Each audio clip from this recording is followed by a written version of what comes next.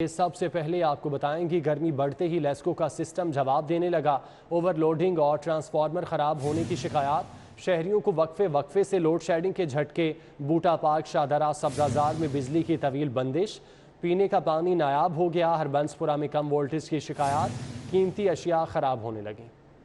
گرمی کیا بڑھی، لیسکو کا نظام ہی جواب دینے لگا۔ شہر کے مختلف علاقوں میں بجلی کی غیر اعلانیہ لوڈ شیڈنگ نے شہریوں کی چیخیں نکال دیں۔ سبزازار، سمن آباد، اقبال ٹاؤن، اچرا، جوہر ٹاؤن، ملتان چنگی، اسلامیہ پارک سمیت دیگر علاقوں میں بجلی کی لوڈ شیڈنگ سے شہری ذہنی اذیت میں مبتلا ہو گئے۔ صبح سے تقریباً میرا خیال ہے کہ 5 سے 6 گھنٹے کی جو ہے نا، اس وقت بھی آپ دیکھ سکتے ہیں کہ لائٹ نہیں ہے بالکل بھی۔ گرمی تو پریشان ہوئی دنیا، باہر نکلی ہے، گھر والے بھی پریشان ہو رہے، اندر بند کمرے نے، برے حال نے، اندر بیٹھ نہیں رہے، دنیا تو حالات بڑے خراب ہوئے نے۔ گرمی کے موسم میں بجلی کی لوڈ شیڈنگ سے کاروباری حضرات بھی مشکلات سے دوچار رہے۔ گرمی اتنی چل رہی ہے لیکن اس کے باوجود لائٹ لگاتار بھیجی جا رہی ہے، اور رات کا ٹائم یہ مغرب سے عصر عشاء، آپ کو پتہ ہے ہمارا کام بھی اس طرح ہے کہ لائٹ کے بغیر تو کام چل نہیں سکتا۔ 6-7 گھنٹے لائٹ آتی نہیں ہے، ٹھیک ہے، تو اس کے بعد میرا کام رکا ہوا ہے، ہم یہاں پہ بہت زیادہ تنگ ہے۔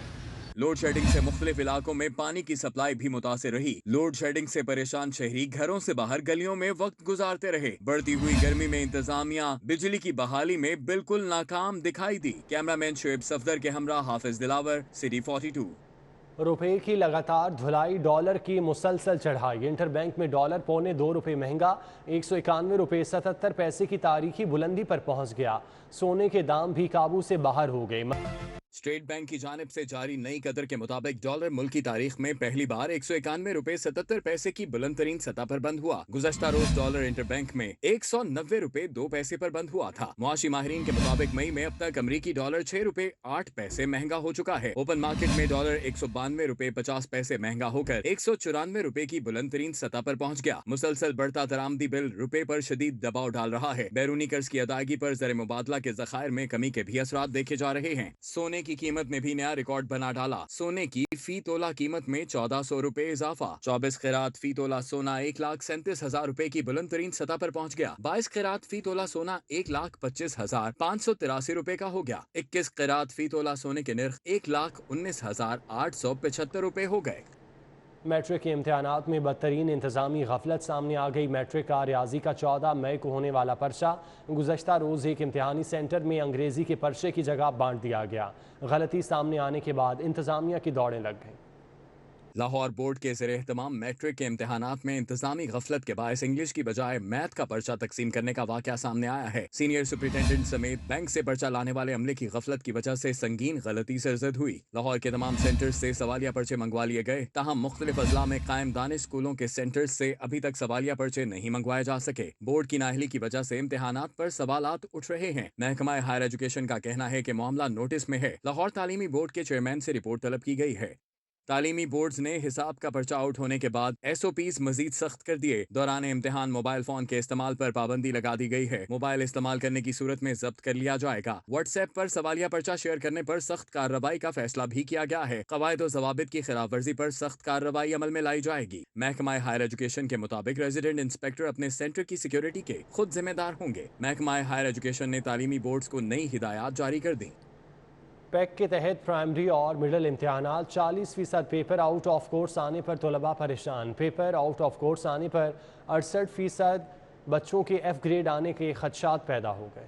پیک کے تحت پرائمری اور مڈل امتحانات کا سلسلہ جاری ہے۔ پہلی سے 8ویں جماعت تک امتحان میں 40% پیپر آؤٹ آف کورس آنے پر طلباء پریشان ہیں۔ پیپر آؤٹ آف کورس آنے پر 68% بچوں کے F گریڈ آنے کا خدشہ پیدا ہو گیا۔ پیک حکام کا کہنا ہے کہ بچوں کی قابلیت کا جائزہ لینے کے لیے سوالیہ پیپرز بنائے گئے ہیں۔ بچوں کے اسسمنٹ کے لیے دنیا بھر میں یہی پیٹرن استعمال ہوتا ہے۔ امتحان میں کسی بھی طالب علم کو فیل نہیں کیا جائے گا۔ دوسری جانب طلباء نے پیک حکام سے سوالیہ پیپر کتاب میں سے بنانے کا مطالبہ کیا ہے۔ ہم جب ادھر آ کے پیپر کرتے ہیں تو یہ کچھ اور شارٹ کوشچن لکھے ہوتے ہیں، کچھ اور MCQs لکھے ہوتے ہیں، تو اس لیے ہماری پیپر کرنے میں بہت مشکل ہوتی ہے۔ اس کی وجہ سے کیا پتہ ہمارے مارکس بھی بہت زیادہ کم آئیں۔ پیپر جو ہے آؤٹ آف سلیبس آ رہا ہے، بچوں کو بہت مشکل ہوتی ہے پیپر سولو کرنے میں، اور ان کو چاہیے کہ سلیبس کرنا چاہیے مکمل، اور شاید ہمارے نمبر بھی کم آئے۔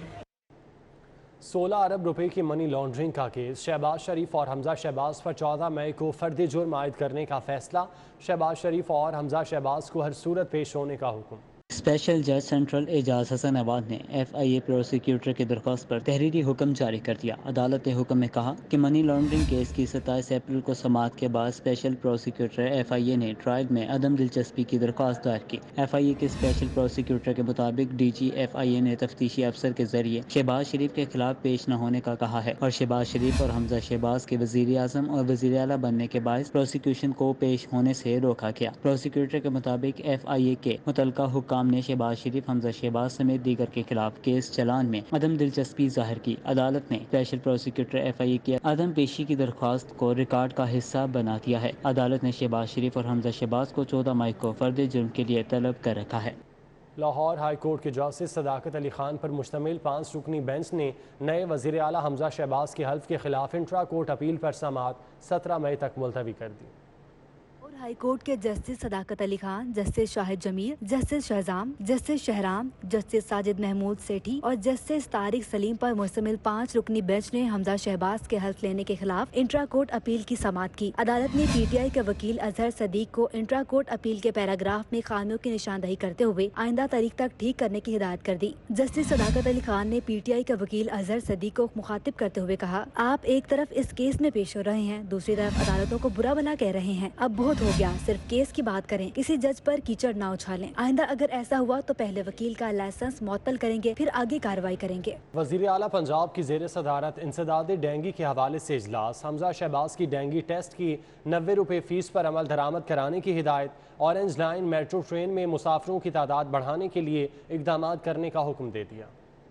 ڈینگی ٹیسٹ 90 روپے میں ہوگا۔ وزیر اعلیٰ پنجاب نے محکمہ صحت کو مقرر کردہ ریٹ پر عمل کرانے کا حکم دے دیا۔ حمزہ شہباز کا کہنا ہے، انسداد ڈینگی مہم میں کوئی غفلت برداشت نہیں کروں گا، تمام محکموں کو مانسون سیزن سے قبل رزلٹ دینا ہوگا۔ وزیر اعلیٰ حمزہ شہباز کی زیر صدارت ڈینگی سرویلنس کے حوالے سے اعلیٰ سطح اجلاس میں اراکین پنجاب اسمبلی، خواجہ سلمان رفیق، خواجہ عمران نذیر، پرنسپل سیکرٹری وزیر اعلیٰ، سیکرٹری صحت اور متعلقہ حکام نے شرکت کی۔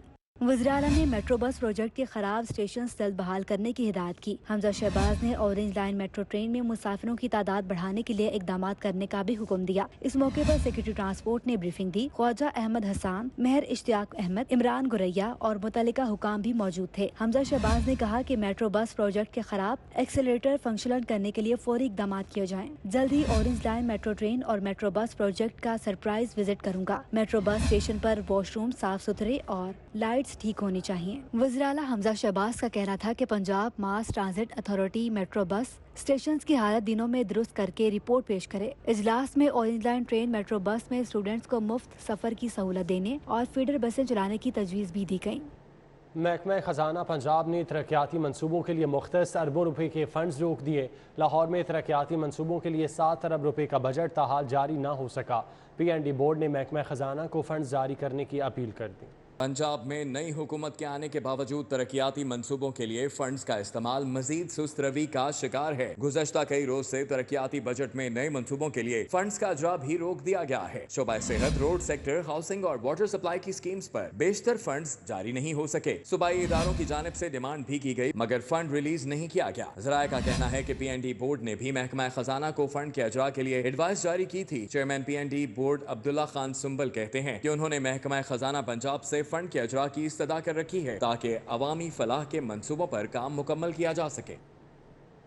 PTI حکومت کا ایک اور کارنامہ سامنے آ گیا۔ مطلوبہ مقدار میں خریداری نہ ہونے سے پرائمری ہیلتھ میں ادویات کی کمی کے بحران کا خدشہ۔ 4 ارب کی ضرورت مگر صرف 2.25 ارب روپے کی ادویات خریدی گئیں۔ مہنگی ہونے کی وجہ سے ادویات کی مقدار بھی کم خریدی جا سکے۔ PTI حکومت کی بدترین گورننس کا ایک اور اقدام سامنے آیا ہے۔ محکمہ پرائمری ہیلتھ کو ادویات خریداری کے لیے رواں مالی سال کے دوران 4 ارب روپے فراہم کیے گئے۔ ان میں سے 2.25 ارب روپے گزشتہ مالی سال کے بقایا جات کی ادائیگی پر خرچ کر دیے گئے اور صرف 2.25 ارب روپے کی ادویات خریدی جا سکیں۔ ادویات کی قیمتیں بڑھنے کی وجہ سے مقدار میں بھی بہت کم خریدی گئیں، جس سے ادویات کی شدید قلت کے بحران کا سامنا کرنے کا خدشہ ہے۔ ذرائع کے مطابق محکمہ پرائمری ہیلتھ نے ادویات خریداری کی مد میں بقایا جات ادا کرنے کے لیے PTI حکومت سے مزید فنڈز فراہم کرنے کی استدعا کی تھی، لیکن اس پر کوئی توجہ نہیں دی گئی۔ اب ادویات کی مطلوبہ مقدار نہ خریدے جانے سے آنے والے دنوں میں محکمہ پرائمری ہیلتھ کے زیر انتظام اسپتالوں اور طبی مراکز پر ادویات کی کمی کا بحران پیدا ہونے کا سنگین خدشہ ہے۔ सरकारी हस्पतालों में नर्सिस की शदीद कमी, इलाज मुआवजा बुरी तरह मुतासर। पाकिस्तान नर्सिंग काउंसिल के मयार के मुताबिक 4 मरीजों के लिए 1 नर्स का होना लाजिम, लेकिन हस्पतालों में सूरत हाल अबतर है। औसतन 70 मरीजों के लिए सिर्फ 2 नर्सिस मौजूद। नर्सिंग के शोबे की अहमियत अपनी जगह, लेकिन सरकारी शोबा सेहत में नर्सिस की शदीद कमी की वजह से सरकारी अस्पतालों में नर्सिंग केयर बुरी तरह मुतासिर है। सूबे भर के सरकारी अस्पतालों में इस वक्त 26,000 नर्सिस काम कर रही हैं। 3400 हेड नर्सिस फ्राई सर अंजाम दे रही हैं। पाकिस्तान नर्सिंग काउंसिल के वज़ा किए गए मयार के मुताबिक 4 मरीजों पर 1 नर्स लाजमी है, लेकिन सरकारी अस्पतालों में सूरत हाल इंतहाई अबतर है। सरकारी अस्पतालों में नर्सिस की शदीद कमी से नर्सिंग केयर बुरी तरह मुतासिर हो रही है। इसके मनफी असरात इलाज मुआवजे की फराहमी पर भी नुमाया है।